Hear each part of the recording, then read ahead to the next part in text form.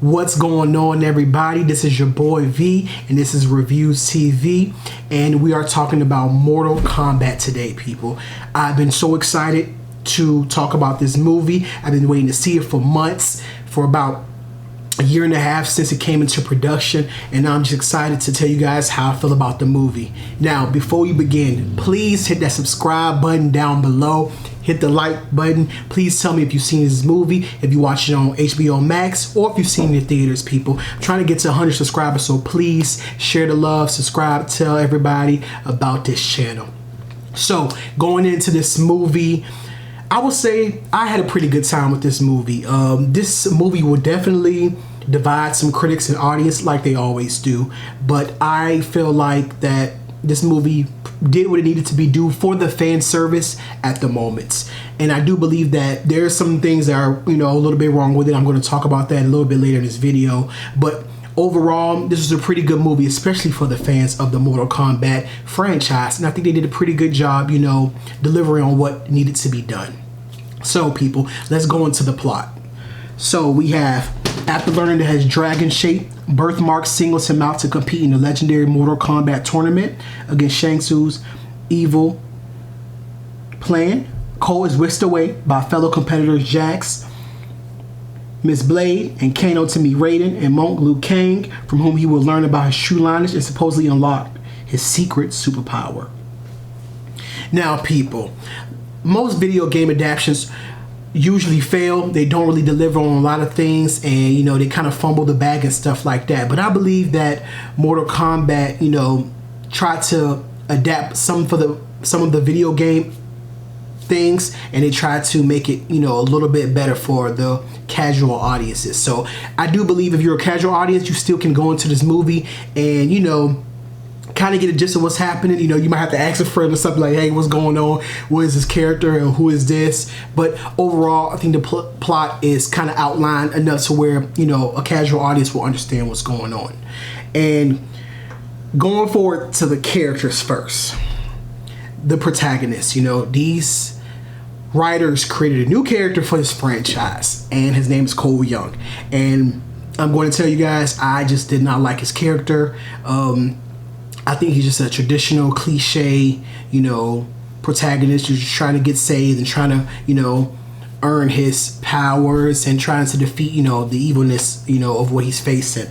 And I just feel like, I don't know if it was just the actor or the writing he had nothing to do here. When you see the movie, you'll kind of understand, but he's just pointless.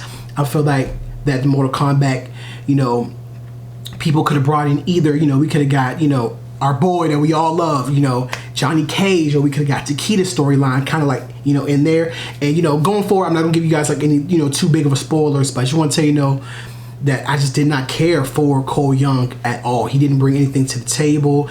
I hope in a sequel, if there is one, that, they kind of, write a script a little bit better for him.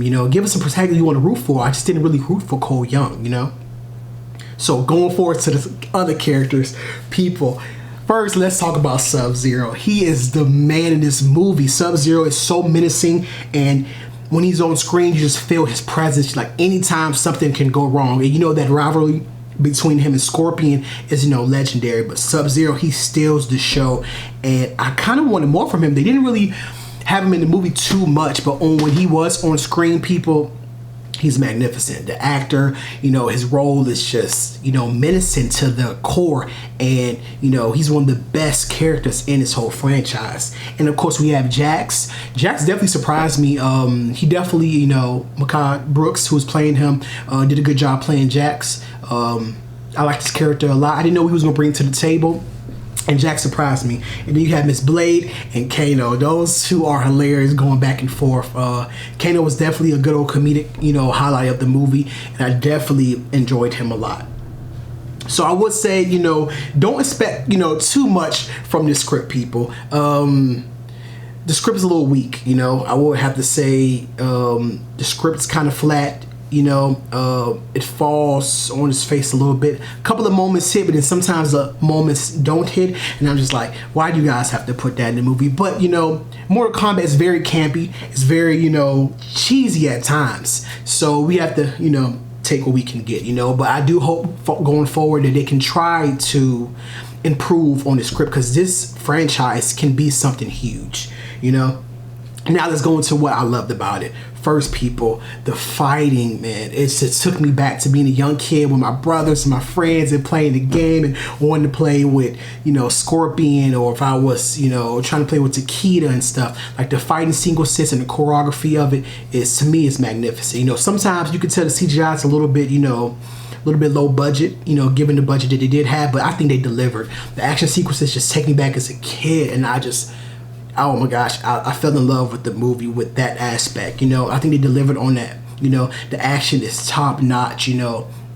Even if you're at home or being on the screen, you're gonna be glued into the screen. It's that good. The actors do convey their emotions well when they're fighting.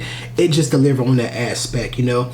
And I can understand this kind of being a story of being a, you know, a prequel, you know, before the, you know, next events of the movie. But I think they did a good job following up to this long-awaited franchise. You know, we had the failed adaptation in '97, you know, following that '95 original, which I love. You know, it gets a lot of hate, but I personally love it. You know, I grew up on those movies.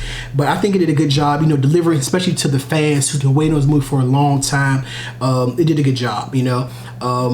Some of the actors did really well, like Sub-Zero and Scorpion, who I wish was in a little bit more. You know, they kind of sidelined him a little bit, you know. I hope the sequel kind of give us our OG people back, you know, because, like I said, Cole Young is really not needed in this movie. He's just not, to me. But let's be real. Does any of these things like really matter about the story and the characters? You know, we want to see some Mortal Kombat gore, violence, and action, and hit has delivered, people. This movie is a really good time. Like I said, some of the weaker points, you know, are there, but like I said, you know, it's hard to make a video game adaptation movie perfect. You know, it's not really going to happen.